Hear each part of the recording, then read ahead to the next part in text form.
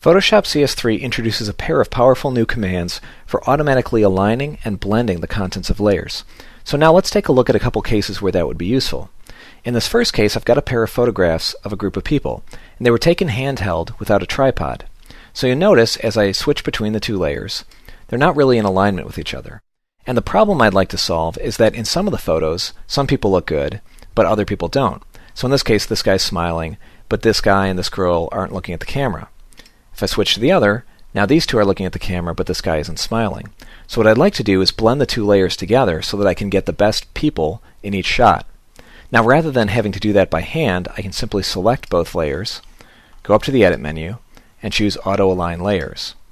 When I do that, Photoshop gives me some options for how to do the alignment. I'm simply going to choose Auto and hit OK. And when I do that, Photoshop analyzes the pixel data. And so as a result, when I switch between these two layers, you can now see they're perfectly aligned. And that makes it easy for me to go in and add a layer mask, grab my brush tool, and simply paint from one layer to the other. So to make this girl look at the camera, I can simply paint and show the image underneath this layer. So, like so.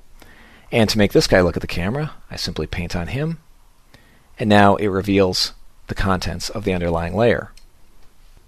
So, in just a couple of steps, I was able to take the best elements from each photo and merge those into one result. Now in the second case, I'm going to take a new script under the File menu called Load Files into Stack and use that to load up the pieces of a panorama. So I have 4 pictures here that were taken of the same door, each different segments.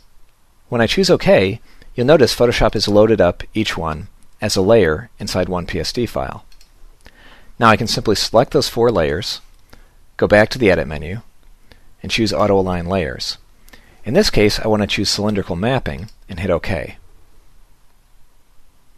And when I do that, you'll notice Photoshop has done a pretty decent job of aligning these layers and even warping them so that they line up pretty reasonably.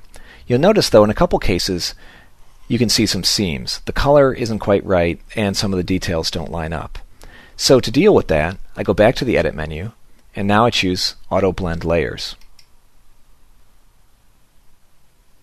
And now what you'll see as a result is that Photoshop has gone in and not only changed the details, but has gone in and adjusted the lighting and the shading so that everything matches up. If I hit Undo, you can see that's before, hit Undo again, and that's after. You'll also notice that Auto Blend generates layer masks.